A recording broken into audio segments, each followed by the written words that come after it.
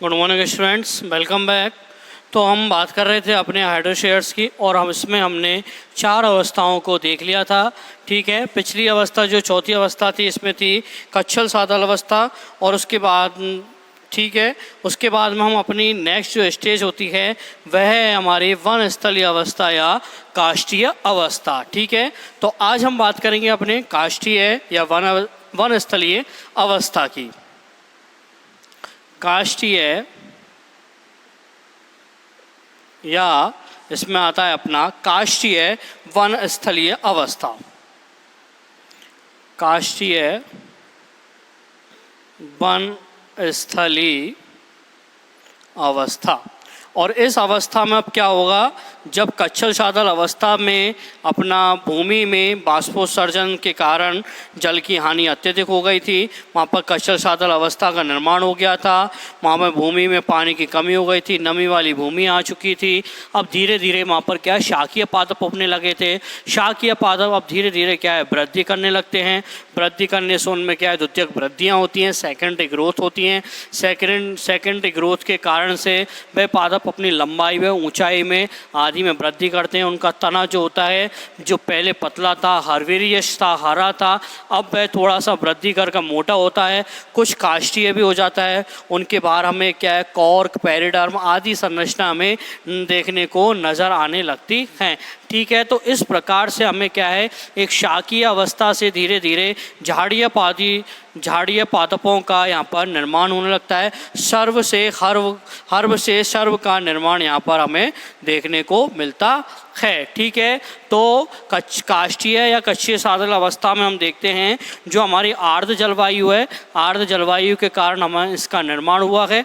आर्द्र जलवायु में जल क्रमक का चरण चलता रहता है और यहाँ पर हमें काष्ठीय प्रवृत्ति वाले पादप प्राप्त होते रहते हैं। तो यहाँ पर क्या होगा, अपने शाकीय पादप अवस्था से काष्ठीय पादप, कौन से, काष्ठीय पादप अवस्था का निर्माण होने लगता है। और ये अवस्था किससे आई है, अपनी आर्द्र जलवायु के कारण। किससे आई है, ये आर्द्र जलवायु के कारण। अब हम देखते हैं जो हमारे झाड़ियाँ विकसित होती हैं, झाड़ियों में कुछ हमारे रूपांतरण भी देखने को मिलते हैं, कुछ कांटे भी उसमें विकसित हो जाते हैं। पत्तियाँ संयुक्त प्रकार की होती हैं, सरल प्रकार की भी हमें देखने को मिलती हैं। झाड़ियों में ज़्यादातर हम देखते हैं कि अपने कोरोनस, सैलेक्स अलग अलग प्रकार के पादप आते हैं। तो झाड़ीय पादप कौन कौन से अपने झाड़ियाँ, उसमें आता है अपना कौन सा है, कॉर्नस। ठीक है, और उसके बाद अपना दूसरा पादप आता है सैलेक्स। कौन सा आता है हमारा, सैलेक्स आदि। ठीक है, तो हमारा क्या है, झाड़ियों पादपों में कोरोनस, सैलेक्स विकसित होने लगते हैं। इन झाड़ियों पादपों के बीच में कभी कभी हमें क्या है, छोटे छोटे पादप भी और दिखाई देने लगते हैं, जिनमें कि हमारा एलस, पॉपुलस, केशिया। तो झाड़िय पादपों के मध्य में या झाड़ी पादपों के मध्य में छोटे छोटे वृक्ष उत्पन्न होने लगते हैं। और इन झाड़ियों के बीच में छोटे छोटे वृक्ष कौन से होते हैं, पॉपुलस, उनमें है अपना क्रेशिया, पॉपुलस, क्रेशिया आदि पादप। आपने अपने आसपास भी देखा भी होगा, झाड़ियाँ विकसित होती हैं और झाड़ियों की छाया के नीचे हमारे कुछ पादप और भी विकसित होने लग जाते हैं। अब जब झाड़ियाँ यहाँ पर विकसित होने लगती हैं, आर्द्र जलवायु का वातावरण मिल गया है हमें, काष्ठीय जलवायु अवस्था या काष्ठीय वन स्तरीय अवस्था में प्राप्त हो चुकी है, तो धीरे धीरे क्या है, भूमि में हमें और भी बाष्पोत्सर्जन की अभिक्रिया होने के कारण इसमें से और भी नमी को उड़ा लिया जाता है और वहाँ पर हमें मिट्टी कैसी हो जाती है और कम नमी वाली मिलती जाती है। और इस कम नमी वाली मिट्टी में हमारे क्या है, ये पादप धीरे धीरे वृद्धि करने लगते हैं। अब इन जब कम नमी वाली मृदा यहाँ पर होती है तो इन झाड़ियों की छाया के नीचे और भी छोटे छोटे पादप अपने विकसित होने लगते हैं। और ये छोटे छोटे पादप जो होते हैं इन झाड़ियों के नीचे छाया में रहकर अपने खनिजीकरण का यहाँ पर कार्य करने लगते हैं, जिससे कि खनिजीकरण से यह मिट्टी को नमी पहुंचाते रहते हैं। और मिट्टी में जब नमी पहुंचेगी अपने पोषक पदार्थ भी मिलेंगे, खनिज लवण भी अपने को देखने को मिलेंगे, तो यह काष्ठीय पादप क्या है, झाड़ियां अपनी विकसित होती जाती हैं। और विकसित होकर ये अपने पूरे स्थान पर धीरे धीरे प्रकीर्णन आदि के द्वारा ये फैलने लगती हैं। तो जो हमारा पहले जलाशय स्थान था वह धीरे धीरे सूख कर अपनी निमग्न अवस्था थी वह नष्ट हुई, प्लाविमान अवस्था थी वह नष्ट हुई थी। उसके बाद में अपनी जल स्थलीय अवस्था आई थी, जलीय स्थलीय अवस्थाओं में हमें कुछ अलग प्रतिकूल परिस्थितियां मिली। उनके बाद में कच्छल सादल अवस्था देखने को मिली। कच्छल सादल अवस्था में क्या है, अपने नमी वाली मिट्टी तो आई थी, मृदा का क्या है वहाँ जमाव भी हुआ था, कीचड़ अवस्था भी बनी थी। उसके बाद में बाष्पोत्सर्जन की क्रिया जब अत्यधिक ज़्यादा हुई, सूर्य का तीव्रता के कारण प्रकाश आया, तो वह अवस्था हमारी क्या होने लगी, धीरे धीरे कम होने लगी। और वहाँ पर क्या है, हमारे शाकीय पादपों के स्थान पर हमारे काष्ठीय पादप बनने लगे। और काष्ठीय पादप क्या है, आर्द्र जलवायु के कारण उनमें यह निर्माण हुआ है और उनके झाड़ियाँ विकसित हुई। झाड़ियों में छोटे छोटे वृक्ष उनकी छाया में यहाँ विकसित होने लगे थे। ठीक है, अब उसके बाद में हम देखते हैं कि जो झाड़ी की छाया के नीचे जो पादप उगते हैं या वृद्धि करते हैं वह मृदा में खनिजीकरण का कार्य करते हैं। किसका कार्य करेंगे, वे खनिजीकरण का कार्य करेंगे। और साथ साथ में कुछ भागों में वे नाइट्रोजन फिक्सेशन भी करते हैं। वे कुछ भागों में नाइट्रोजन फिक्सेशन का कार्य करते हैं, जिससे कि क्या होता है, हमारा यह भूमि में नमी को और बढ़ा देता है और भूमि में पोषक पदार्थों की वृद्धि हो जाती है। मिनरल्स बढ़ जाते हैं, उर्वरकता बढ़ जाती है और हमारे जो पादप हैं वह बढ़ने लगते हैं धीरे धीरे। ठीक है, तो हमारी जो काष्ठीय या काष्ठीय वनस्थलीय अवस्था है, धीरे धीरे पहले काष्ठीय पादप था अर्थात झाड़ियाँ, और झाड़ियाँ जब फैल जाती हैं तो एक वन का रूप ले लेती हैं, एक समूह का रूप ले लेती हैं, और इस अवस्था को हम बोलते हैं काष्ठीय वनस्थलीय अवस्था। ठीक है, तो ये हो गया हमारा अपनी काष्ठीय वनस्थलीय अवस्था। अब इसके बाद में हम देखते हैं जब काष्ठीय वनस्थलीय अवस्था में डेवलप हो जाती है, हमारे काष्ठीय पादप डेवलप हो गए हैं, तो अब धीरे धीरे क्या है, जो पादप उगे हैं, वृक्ष उगे हैं काष्ठीय वाले, वह और संख्या में वृद्धि करते हैं और संख्या में वृद्धि कर कर अपने चरम समुदाय की ओर वह अग्रसर होते हैं। चरम समुदाय में अग्रसर होकर वह अपने अलग अलग प्रकार के स्थानों में अपने संख्या को बढ़ाने का कार्य करते हैं, अपनी चरम सीमा पर वह पहुंच जाते हैं। तो यहाँ पर है अपना चरम समुदाय। चरम समुदाय वाली जो अवस्था होती है वह अवस्था क्या है, उसमें अपने जो पादप हैं वो अब धीरे धीरे बढ़ने लगे हैं।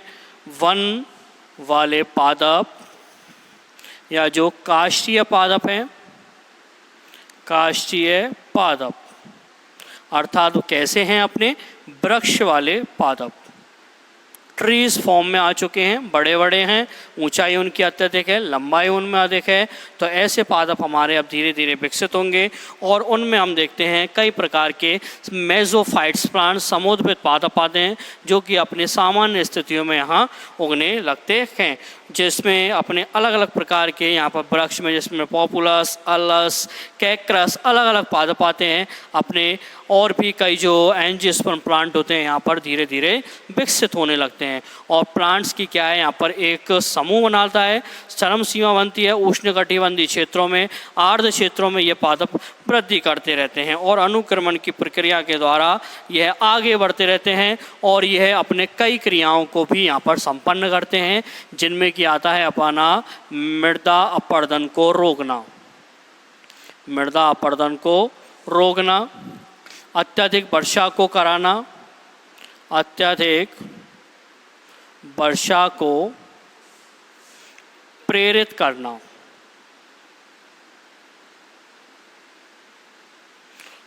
ठीक है। तो ये कुछ अपनी एक्टिविटीज़ इनके द्वारा की जाती हैं और धीरे धीरे जब ये अपने आकार में बढ़ जाते हैं, अनुकूलन अवस्था हो जाती है, तो उष्णकटिबंधीय जलवायु में अपनी चरम सीमाओं पर ये पहुंच जाते हैं। तो हमारे ये अलग अलग पादप हमें देखने को मिलते हैं। कहीं कहीं स्थानों पर हमें क्या है, इन वनस्थलीय अवस्था में कुछ और भी पादप मिलते हैं, तो वहाँ पर हमें मिश्रित वन अवस्था भी हमें देखने को मिलती है। कौन सी मिलती है? मिश्रित वन अवस्था, मिक्स फॉरेस्ट, मिक्स फॉरेस्ट। तो ये अवस्था में प्राप्त हो जाती है। जो हमारी चरम समुदाय है उसमें हमारी मिश्रित वन अवस्था भी आ जाती है और इससे पहले हमारी वन समुदाय या वन अवस्था भी इसमें हमें देखने को मिलती है। तो इस प्रकार से हमारा जो हाइड्रोशेयर्स होता है, जल क्रमक, वो हमारा कंप्लीट हो जाता है। तो आपने देखा ना कि किस प्रकार से एक जलाशय वाले पादपों से हमें एक काष्ठीय और बड़े वृक्षों वाले पादप हमें प्राप्त होते हैं। तो एक नए जो हमारे छोटे पादप थे उनसे एक बड़े पादपों का, एक नए प्रकार के पादपों का जो कि हमारे सभी वातावरण के लिए अनुकूलित हो, अपने अलग अलग क्रियाओं के लिए संपन्न हो। तो यही अभिक्रिया जो पूरी प्रोसेस होती है हमारी क्या कहलाती है? अनुक्रमक कहलाती है। क्या कहलाती है? ये अनुक्रमण कहलाती है। सक्सेशन यही प्रोसेस है। तो आप अपने इस आसपास के स्थानों पर देखना तो ये आपको देखने को मिल जाएगा। इसी प्रकार से हमारा क्या है, जो चट्टानें होती है, नग्न चट्टानें, उनमें भी ये अभिक्रिया हमें देखने को मिलती हैं।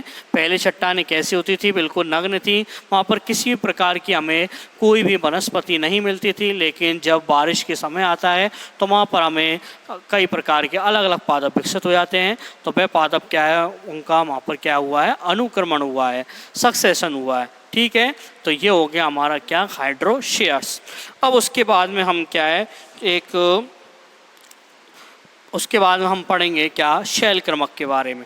और शैल क्रमक में देखेंगे कि किस प्रकार से चट्टानों में हमें यह अनुक्रमण की प्रक्रिया मिलती है। तो लिथोशेयर्स को देखेंगे हम। कौन को देखेंगे हम इसके बाद में? लिथोशेयर्स को।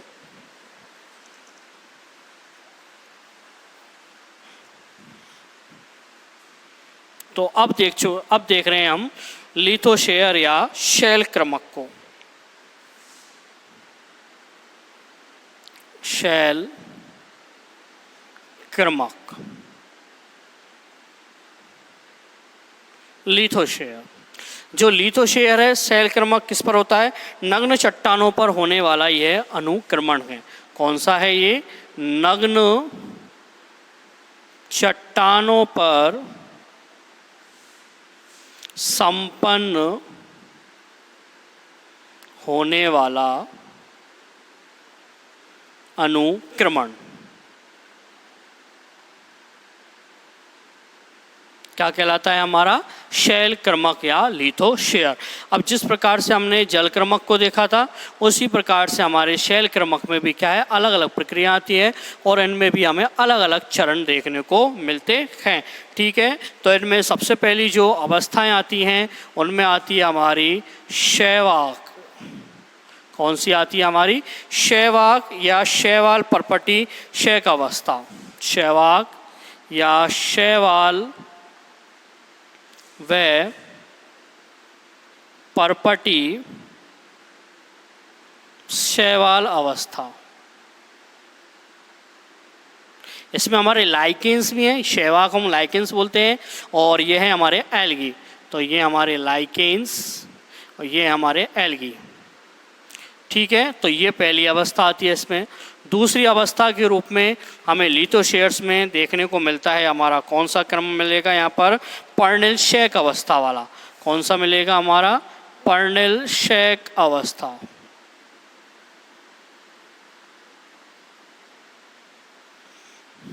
और पर्नेल जो शेक अवस्था होगी, पर्नेल शेक अवस्था, जिसमें हमारे क्या है, जो लाइकेंस होंगे वो हमारे पत्ती के समान होंगे, फॉलिएज स्टेज में होंगे, तो इसलिए हम इसको बोलते हैं फॉलिएज लाइकेन स्टेज।